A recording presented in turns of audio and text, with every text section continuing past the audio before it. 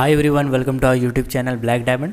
कोल India limited से एक नई स्कीम निकाली गई है, इंटर्नशिप स्कीम। आज मैं उसी के बारे में बात करने वाला हूँ। आज मैं पूरी डिटेल में आपको समझाऊंगा कि ये स्कीम आखिर क्या है, कब निकाला गया है, कब से फॉलो होगा, कब लागू होगा, कितनी सीट का होगा, क्या एलिजिबिलिटी क्राइटेरिया होगा, कितना स्टाइपेंड मिलेगा, कितने दिनों तक होगा, और भी जितने सारे टर्म्स एंड कंडीशन है पूरे डिटेल में हम लोग पूरा का पूरा नोटिफिकेशन को देखेंगे। और इस वीडियो को आगे बढ़ने से पहले मैं आपसे रिक्वेस्ट करूंगा कि अगर आप बीटेक कर रहे हैं या एमटेक कर रहे हैं या फिर पीजी कोर्स कर रहे हैं, कोई भी एमबीए हो चाहे कोई भी कोर्स हो, या फिर आप इंजीनियरिंग कर रहे हैं या यूजी कोर्स कर रहे हैं कोई भी, इस वीडियो को आप अपने फ्रेंड सर्कल में व्हाट्सएप ग्रुप में ज़रूर शेयर कीजिएगा क्योंकि ये उनको बहुत काम आएगा। तो चलिए वीडियो को आगे बढ़ाते हैं। तो सबसे पहले देखिए, यहाँ पे कोल इंडिया लिमिटेड के एचआर डिवीज़न की तरफ से नोटिस निकाला गया है। एचआर डिवीज़न यानी ह्यूमन रिसोर्स डेवलपमेंट डिवीज़न, इसके द्वारा निकाला गया है कोल इंडिया लिमिटेड, जो कि एक गवर्नमेंट ऑफ इंडिया इंटरप्राइजेज है और एक महारत्न कंपनी है। तो इसके द्वारा एक सब्जेक्ट ये है कि internship scheme for student in coal India and subsidiary, यानी कोल इंडिया लिमिटेड और उसकी जो भी सब्सिडरी कंपनीज़ हैं उन सभी सब्सिडरी कंपनीज़ के लिए इंटर्नशिप स्कीम निकाला गया है। तो पहला चीज़ तो ये है कि 10 मई 2021 को इस इंटर्नशिप स्कीम को अप्रूव्ड किया गया है, जो कि सारे सब्सिडरी के लिए होगा, कोल इंडिया को इंक्लूड करते हुए। इसमें पार्टिसिपेट कौन कर सकते हैं? तो इंटर्नशिप वही कर सकते हैं जो या तो ग्रेजुएट या पोस्ट ग्रेजुएट डिग्री वाला कोई भी कोर्स कर रहे हों, या फिर 2 साल उनका हो चुका हो, मतलब कोर्स ख़त्म किए कम से कम 2 साल के अंदर ही वो अप्लाई कर सकते हैं। फॉर एग्जांपल, अगर वो 2019 में पास आउट हैं तो 2021 का मार्च महीना तक वो अप्लाई कर सकते हैं अगर आता है तो इसी तरह से आगे जो चीज़ें हैं वो लिखी गई है कि ये जितने भी स्टूडेंट है या यंग प्रोफेशनल है उनके इंक्रीजिंग क्षमता को बढ़ाने के लिए, यूथ टैलेंट को निखारने के लिए, नए नए आइडिया इसको इमर्ज करने के लिए, जिससे कोल इंडिया लिमिटेड और उसकी सब्सिडरी कंपनी को बेनिफिट हो, इसके लिए यह स्कीम लागू किया गया है। इसमें डिस्ट्रीब्यूशन दिया गया है कि किन किन को भेजा गया। अब मैं डिटेल में आपको इसके बारे में बताता हूँ। तो सबसे पहला जो चीज़ है वो मैं आता हूँ ऑब्जेक्टिव के बारे में कि क्या ऑब्जेक्टिव है। तो यही है कि जो भी ग्रेजुएट हैं या पोस्ट ग्रेजुएट डिग्री कर रहे हैं किसी भी इंस्टीट्यूट में या फिर यूनिवर्सिटी में, या फिर कोई अनएम्प्लॉयड प्रोफेशनल है जो 2 साल के अंदर में ही अपनी डिग्री ख़त्म किए हैं, तो वो कोल इंडिया और उसके सब्सिडरी में प्रैक्टिकल ट्रेनिंग के लिए अलग अलग जो सब्जेक्ट वर्टिकल है, सब्जेक्ट वर्टिकल के बारे में मैं आगे बताऊंगा। बहुत सारा अलग अलग ब्रांच है, उस अलग अलग ब्रांच में अलग अलग सब्जेक्ट है, समझ के चलिए कि एक प्रोजेक्ट है एक तरह से, तो उसमें आप इंटर्नशिप कर सकते हैं। तो इसके बाद जो एलिजिबिलिटी क्राइटेरिया है, मैं डायरेक्ट इस पर आता हूँ। एलिजिबिलिटी में बोला गया है कि जो भी कोर्स कर रहे हैं या कर चुके हैं, अगर आप इंजीनियरिंग किए हैं तो आपका जो कॉलेज होगा या जो इंस्टीट्यूट होगा वो ऑल ओवर इंडिया रैंक अगर देखा जाए तो 80th रैंक के अंदर में आना चाहिए, मतलब 80 रैंक के अंदर में अगर आपका कॉलेज आ रहा है तो आप अप्लाई कर सकते हैं। मैनेजमेंट की बात करें तो अगर मैनेजमेंट कॉलेज है तो 40 रैंक के अंदर में आना चाहिए तो अप्लाई कर सकते हैं। और अगर लॉ कॉलेज की बात करें तो वो 15 रैंक में आना चाहिए, तब वो अप्लाई कर सकते हैं। ये रैंकिंग किनके द्वारा होगी? तो ये रैंकिंग होगी नेशनल इंस्टीट्यूट रैंकिंग फ्रेमवर्क यानी NIR के या मिनिस्ट्री ऑफ ह्यूमन रिसोर्स के द्वारा। आप इसके ऑफिशियल वेबसाइट में जाके पूरा डिटेल में चेक कर सकते हैं कि इंजीनियरिंग कॉलेज में अभी टॉप 80s में कौन कौन से हैं, 40s में कौन कौन से हैं, 50s में लॉ है कौन कौन से है, पूरा डिटेल में आप जाके चेक कर सकते हैं। दूसरा चीज़ बोला गया है, अगर आप चार्टर्ड अकाउंटेंट या कोस्ट अकाउंट के कैंडिडेट हैं तो जो एक ही बार में यानी फर्स्ट अटैम्प्ट में सारा क्लियर कर लिए हैं, सारा पेपर क्लियर कर लिए हैं, वो अप्लाई कर सकते हैं। उसके बाद जो स्ट्रीम है उस स्ट्रीम के बारे में बता देता हूँ, कौन कौन से स्ट्रीम वाले इसमें अप्लाई कर सकते हैं, कौन कौन से स्ट्रीम का इंटर्नशिप निकलेगा। इंजीनियरिंग की बात करें तो mechanical, electrical, civil, chemical, mining, IT यानी information technology, computer science, electronics, system engineering, industrial engineering, telecommunication, instrumentation और इन्वायरमेंट, ये इतने सारे डिसिप्लिन के आप अप्लाई कर सकते हैं। ये एक वृहद डिसिप्लिन है, बहुत सारा इसमें डिसिप्लिन इंक्लूड कर दिया गया इंजीनियरिंग में। उसके बाद मैं अगर MBA की बात करता हूँ तो मास्टर ऑफ बिजनेस एडमिनिस्ट्रेशन की बात करता हूँ तो जो HR यानी ह्यूमन रिसोर्स में किए हैं, मार्केटिंग, मटेरियल्स मैनेजमेंट, इन चीज़ों में किए हैं तो आप अप्लाई कर सकते हैं। LLB की बात करें, इसको लॉ भी बोला जाता है, चार्टर्ड अकाउंटेंट या कोस्ट अकाउंटेंट अगर आपने किया है तो अप्लाई कर सकते हैं। अब मैं मार्क्स की बात करता हूँ कि आपका मार्क्स कितना होना चाहिए कि आप इंटर्नशिप अप्लाई कर पाएंगे। तो अगर आप इंजीनियरिंग कर रहे हैं या मैनेजमेंट कर रहे हैं या कर चुके हैं तो आपका जो कम्युलेटिव मार्क्स होगा, कम्युलेटिव मतलब होगा कि स्टार्टिंग ऑफ द असेसमेंट यानी जब आपने कोर्स शुरू किया था तब से लेकर के अब तक का जो एवरेज निकाला जाएगा, मीन निकाला जाएगा, वो आपका 70% से ज़्यादा होना चाहिए, कम नहीं होना चाहिए। यहाँ पे कैटेगरी कोई नहीं दिया गया है, यानी SC ST OBC कोई कैटेगरी में आपको छूट नहीं मिलेगा इसमें, क्योंकि ये इंटर्नशिप है, जॉब नहीं है। तो इसमें आपको इसी आधार पे इंटर्नशिप में सेलेक्ट किया जाएगा कि आप 70% से कम नहीं लाए हो तब अप्लाई कर सकते हो। ये था इंजीनियरिंग और मैनेजमेंट के लिए। अब मैं अगर लॉ की बात करूँ तो लॉ में 55% आपका होना चाहिए। आपको बता दें कि लॉ में बहुत ज़्यादा नंबर नहीं दिया जाता है, बहुत सारे ऐसे बोर्ड हैं जो बस बहुत ख़राब ही नंबर देते हैं, तो इसके लिए लॉ में कम रखा गया है। और CA वाले खास बात यह है जो चार्टर्ड अकाउंटेंट या कोस्ट अकाउंटेंट किए हैं उनको बस क्वालिफाई करना है फर्स्ट अटेम्प्ट में, तो वो जाके अप्लाई कर सकते हैं। और अगर कोई एक्स्ट्रा करिकुलर एक्टिविटीज़ किए हैं, एक्स्ट्रा करिकुलर एक्टिविटीज़ नेशनल या इंटरनेशनल लेवल पे किए हैं, कॉलेज लेवल पे नहीं, या कुछ भी ऐसा अचीवमेंट है तो उनको वेटेज दिया जाएगा।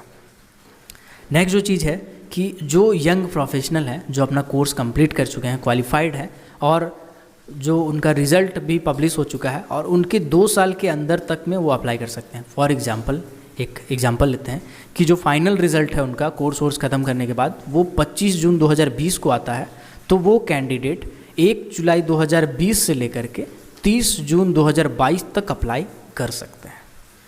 अब मैं सिलेक्शन प्रोसेस की बात करता हूँ कि आखिर आपका क्या सिलेक्शन होगा, क्या कैसे आप अप्लाई करेंगे। तो सबसे पहले बोला गया है कि जो भी इंटरेस्टेड कैंडिडेट है अपना आधार कार्ड, पैन कार्ड, जो एक कोल इंडिया लिमिटेड में एक लिंक दिया जाएगा वेबसाइट में, अभी तो लिंक काम चल रहा है उसका, एक पोर्टल दिया जाएगा, लिंक दिया जाएगा, जो कि साल भर में यानी जो फाइनेंशियल ईयर है, फाइनेंशियल ईयर समझ लीजिए एक चीज़ अच्छे से, यहाँ पे फाइनेंशियल ईयर लिखा है, नॉर्मल ईयर नहीं लिखा है, कैलेंडर ईयर नहीं लिखा है, मतलब 1 अप्रैल से लेके 31 मार्च का जो समय होता है उसको फाइनेंशियल ईयर कहा जाता है। मतलब उस फाइनेंशियल ईयर में साल में 2 बार आपके लिए लिंक ओपन होगा, जो कि 6 महीना बाद होगा और 1 महीने के लिए होगा। मतलब एक बार जुलाई में लिंक ओपन होगा तो वो 1 जुलाई से लेकर के जो जुलाई का लास्ट तारीख होगा उतना दिन तक के लिए लिंक ओपन रहेगा, पोर्टल ओपन रहेगा, आप अप्लाई कर सकते हैं। और दूसरा बार जो खुलेगा उसका लिंक क्लोज हो जाएगा, देन फिर अगला बार जनवरी में खुलेगा, जनवरी का 1 तारीख से लेकर 31 तारीख तक रहेगा, आप उस टाइम अप्लाई कर सकते हैं। आपको कम से कम एक्सपेक्टेड ये माना जा रहा है कि इंटर्नशिप के लिए 6 महीना से एडवांस में आपको अप्लाई करना है, क्योंकि कोल इंडिया को भी पता है कि कितना सारा इसमें कंपटीशन आने वाला है, कितने सारे कैंडिडेट आने वाले हैं, इसलिए उन्होंने ये डिक्लेयर कर दिया कि 6 महीना पहले आप अप्लाई कीजिएगा। एक्सपेक्टेड यही हम मान के चल रहे हैं कि तभी आपको मिल सकता है। उसके बाद बोला गया है कि आपको जब आप फॉर्म भरिएगा, एप्लीकेंट जब भी आप रिक्वायर्ड फॉर्म भरिएगा पोर्टल के थ्रू, तो आपको वर्टिकल सब्जेक्ट जो है यानी जो भी आपका टॉपिक होगा उसको अपना इंटरेस्ट के हिसाब से अटैच कीजिएगा, सब्सिडरीज के हिसाब से, लोकेशन के हिसाब से आप उसको अच्छे से फिल कर लीजिएगा। फिल करने के बाद जो डिसीजन होगा वो ये नहीं कि आपने ये भर दिया तो आपको यही मिलेगा, सब्सिडरी डिसाइड करेगी फाइनल रिगार्ड्स में। अगर आपको कुछ अब वो दूसरा भी देना चाहती है तो वो कब सब्सिडरी दे सकती है। हर कैंडिडेट को हर सब्सिडरी में कम से कम आप 3 सब्जेक्ट वर्टिकल भर सकते हैं। उसके बाद आपको एक चीज़ और बता दें कि एक सब्जेक्ट के लिए मैक्सिमम जो कैंडिडेट होंगे तो वो होंगे 25 स्टूडेंट। यानी अगर ओपन कास्ट की बात करें उसमें अलग अलग काम है, ब्लास्टिंग हो गया, ड्रिलिंग हो गया, EMP हो गया, EIP हो गया, ऐसा करके बहुत सारा है, ड्रेनेज है, वाटर गार्डन है, तो उसमें एक टॉपिक स्पेसिफिक पकड़ लें तो उसमें 25 कैंडिडेट से ज़्यादा नहीं होंगे 6 महीने के इंटरवल में। उसके बाद ये जो है वो ऑनलाइन सिस्टम के थ्रू जनरेट किया जाएगा पूरा का पूरा प्रोसेस। और इसमें अगर कभी भी FD जो है डिसिप्लिन के कोल इंडिया लिमिटेड सब्सिडियरी के, वो चाहें तो इसमें परिवर्तन ला सकते हैं। अब मेरिट लिस्ट कैसे बनाया जाएगा, मेरिट पैनल कैसे बनाया जाएगा वो मैं आपको बता देता हूँ। जो आपका कम्युलेटिव मार्क्स है उसके लिए 30 मार्क्स वेटेज रखा गया है, और जो रैंकिंग है इंस्टीट्यूट का उसके हिसाब से 50 मार्क्स एग्रीगेट रखा गया है। मतलब आपका इंस्टीट्यूट का जो रैंकिंग है, जो मैंने बताया कि 80 रैंक तक अप्लाई कर सकते हैं, उसमें आपका जो भी रैंकिंग होगा इंस्टीट्यूट का उसके हिसाब से आपको 50 मार्क्स दिया जाएगा। और उसके बाद दूसरा जो चीज़ है वो है कि आपका जब बिगिनिंग से लेकर अभी तक का स्कोर है उसके हिसाब से 30 मार्क्स दिया जाएगा। और अगर आपने कोई एक्स्ट्रा करिकुलर एक्टिविटीज़ किया है तो फिर आपको 20 मार्क्स वेटेज दिया जाएगा। अगर आपने नहीं किया है तो फिर ये नंबर आपको नहीं मिलेगा। उसके बाद जिसका भी ज़्यादा होगा उसको सेलेक्ट किया जाएगा। सेलेक्ट करने के लिए जो रिज़ल्ट होगा वो 6 हफ्ता पहले पब्लिश किया जाएगा। 6 हफ्ता पहले मतलब मान के चलिएगा 1.5 महीना पहले आपको बता दिया जाएगा कि भैया देखिए आपका हो गया है लिस्ट में। फिर आपको जाके वो जो HOD है HRD डिपार्टमेंट उसे कंसल्ट करना है और एंट्री प्रोसेस जो होता है उसको जाके कंप्लीट करना है। उसके बाद यहाँ पे लिखा हुआ है कि 6 महीना के अंतराल में अगर आप ज्वाइन करते हैं तो आपको जो भी है स्टाइपेंड वगैरह सब दिया जाएगा। स्टाइपेंड के बारे में मैं डिटेल में बताऊंगा आगे आपको। तो फिलहाल ये सब जो चीज़ें हैं वो आप स्क्रीनशॉट लेके पढ़ सकते हैं अच्छे से, या फिर मैं एक काम करूँगा, मैं इसका PDF जो है अपने टेलीग्राम ग्रुप में डाल दूँगा। टेलीग्राम ग्रुप का जो लिंक है वो मैंने डिस्क्रिप्शन में डाल रखा है। आप उस लिंक में क्लिक करेंगे तो टेलीग्राम ग्रुप ओपन हो जाएगा, आप ज्वाइन कर लेंगे और वहाँ पर PDF सेक्शन में जाके आप इसका PDF डाउनलोड कर लेंगे। अब मैं आपको बताता हूँ कि ड्यूरेशन क्या है। तो जब आप अप्लाई करेंगे तो अलग अलग सब्जेक्ट के हिसाब से, अलग अलग टॉपिक के हिसाब से इसका ड्यूरेशन है, जो कि 2 महीना से लेके 6 महीना तक का ड्यूरेशन रहेगा। और ये ड्यूरेशन किसी भी कारण में एक्सटेंड नहीं किया जाएगा कंपनी के द्वारा। नंबर ऑफ़ कैंडिडेट की बात करें तो हर जो वर्टिकल सब्जेक्ट है उसमें 3 कैंडिडेट होंगे, 25 कैंडिडेट टोटल होंगे उस हिसाब से।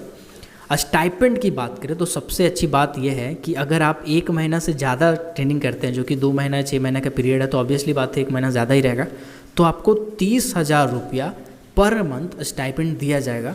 प्रो राटा बेसिस पे हिसाब से पेमेंट होगा। और ये अगर 1 महीना से कम पीरियड में किसी भी कारण से अगर आपका ट्रेनिंग रहता है तो आपको उसके लिए कोई भी स्टाइपेंड नहीं दिया जाएगा। स्टाइपेंड जो होगा वो पूरी ऑनलाइन ट्रांजेक्शन के थ्रू होगा, यानी बैंक अकाउंट के आधार नंबर और पैन कार्ड का नंबर के हिसाब से आपको रिलीज़ किया जाएगा। उसके बाद जब आप कंप्लीट कर लेंगे ये कोर्स, यानी कि जो इंटर्नशिप है आप कंप्लीट कर लेंगे, तो फिर कंपनी के द्वारा यानी HRD के द्वारा, ह्यूमन रिसोर्स डेवलपमेंट डिपार्टमेंट के द्वारा, कंपिटेंट अथॉरिटी HODs के द्वारा आपको एक कंप्लीसन सक्सेसफुल कंप्लीसन सर्टिफिकेट दिया जाएगा, जिसमें अलग अलग ग्रेडिंग भी होता है जो कि बहुत मायने रखता है। एक चीज़ और इसमें लिखा गया है कि confidential nature of document information, मतलब आपको जो भी लेटर्स वगैरह दिए जाएंगे, डिस्पैच नंबर वगैरह दिए जाएंगे, उसको आपको कॉन्फिडेंशियल रखना है। लोगो ऑफिशियल सील को आप जब तक कोल इंडिया लिमिटेड आपको परमिशन नहीं दे आप उसको यूटिलाइज नहीं कर सकते गलत चीज़ के लिए।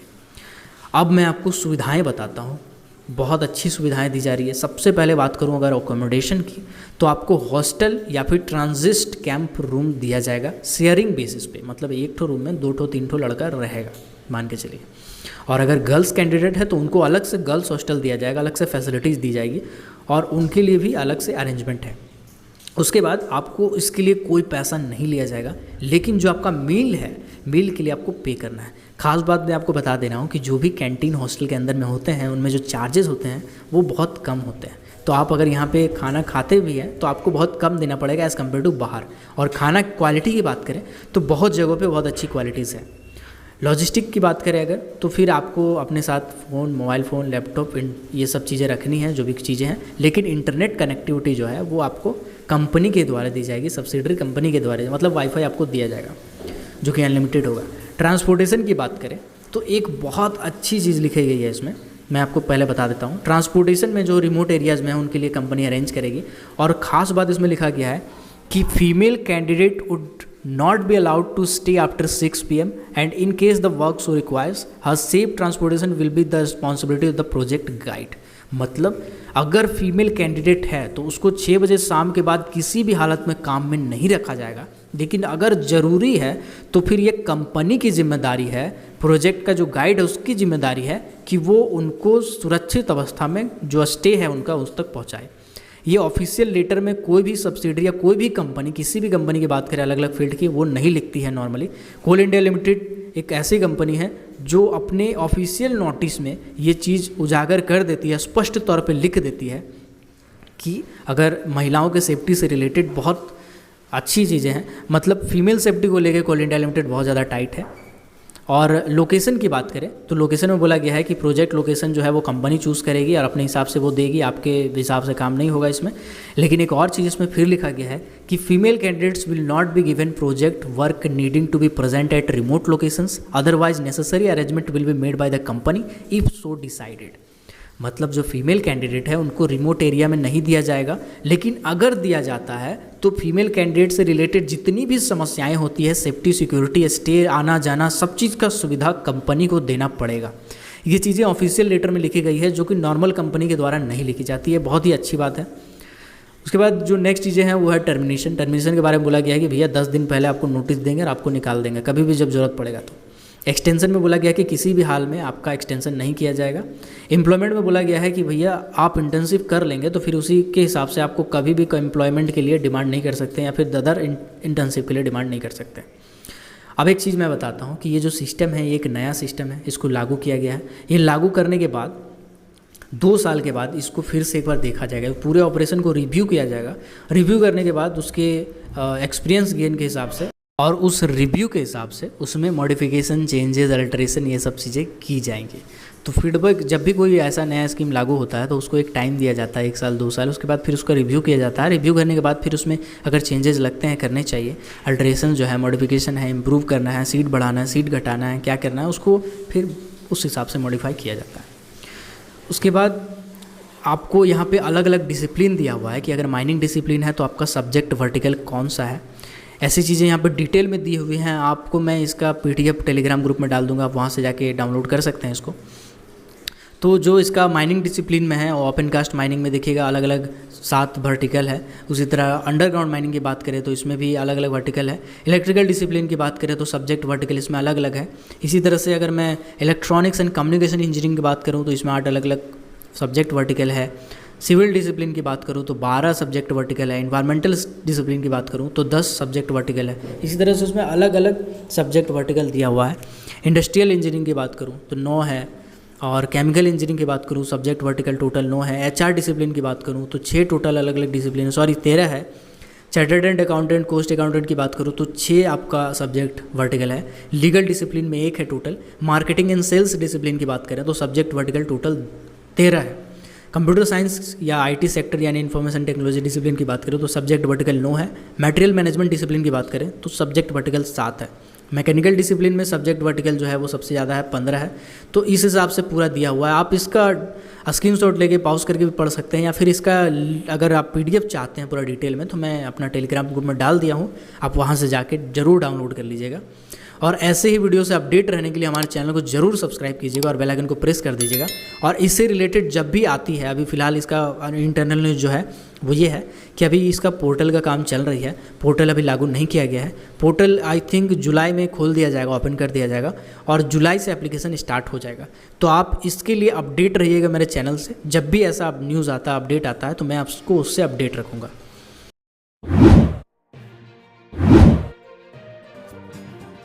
अगर आपने अभी तक हमारे फेसबुक पेज को लाइक नहीं किया है, फॉलो नहीं किया है, तो लिंक डिस्क्रिप्शन में है। फेसबुक पेज को लाइक कर ले, फॉलो कर ले, और टेलीग्राम ग्रुप को अगर आप चाहें तो ज्वाइन कर सकते हैं। साथ ही साथ ट्विटर पे भी चाहे तो फॉलो कर सकते हैं, हैंडल आ रहा होगा स्क्रीन पे। और ऐसे ही कोल माइनिंग, मेटल माइनिंग और पावर सेक्टर से रिलेटेड हर छोटी बड़ी खबरों से अपडेट रहने के लिए, हर वैकेंसी से अपडेट रहने के लिए हमारे चैनल ब्लैक डायमंड को सब्सक्राइब करके बेल आइकन को प्रेस कर दीजिएगा, ताकि जब भी मैं वीडियो डालूँ नोटिफिकेशन सबसे पहले आप तक पहुँचे। Keep watching, keep supporting, till then, जय हिंद।